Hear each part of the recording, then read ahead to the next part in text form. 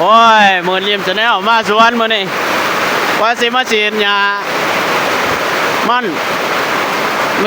ฉีดยาขาอาญามันน้องฝนตกลิ้นม้อนเมื่อบานนี่โอ้รักเจ็ดเบียกเลยเบิ่งเอาพี่น้องพายุเข่าเลยเด้อสปป.ลาวเฮานี่นักหน่วงแห้งเกินฝนก็ได้แห้งอีนี้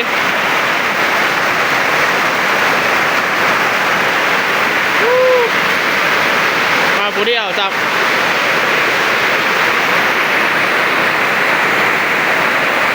นี่ยาตายาก็ได้เพราะท่านในเฮ็ดยังจับฝนตกเรียนก็จักออกไปเฮ็ดเบียกแต่สินอนแล้วได้แม่นี่นอนเว้นนะเนี่ยธรรมชาติดีอยู่ให้อยู่นาคือเก่า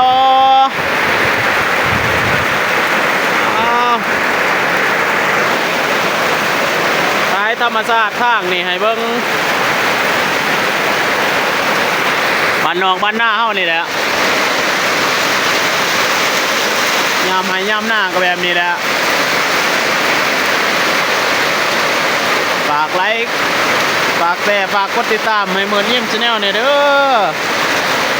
กำลังใจเหมือนยิ้มเนี่ยจะเป็นปี2 ปีแล้วก็เฮ็ดคลิปไปเลยผ่านบ่ผ่านหมู่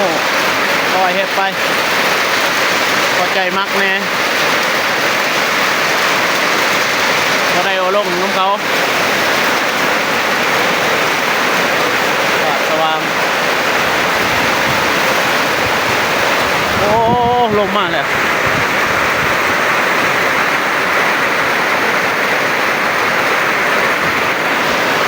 ไอ้หวานไฟกันนะ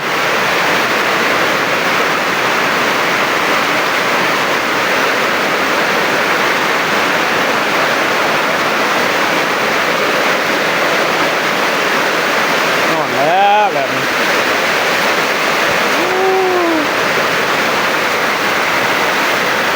แห้งเกินฝนเลยกันนะ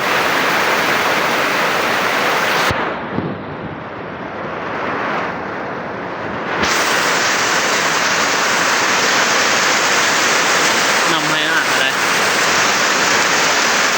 น้ำหองเลยน้ำอันนั้นน้องก็ฝนตกมาได้แห้งๆว่ามันนั่น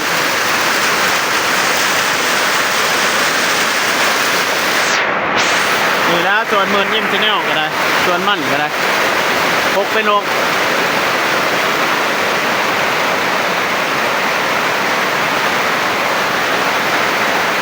ว่างๆก็มาบ้านมาเฮ็ดส่วนมั่นบ่ได้หาเงินเก็บซื้อกินซื้ออยากไอ้บ่ร้ายหรอกปีหนึ่ง6-7 ล้านนี่แหละ6-7 ล้านกีบลาวเฮานี่แหละกินบ่ฮอดใช้ดอก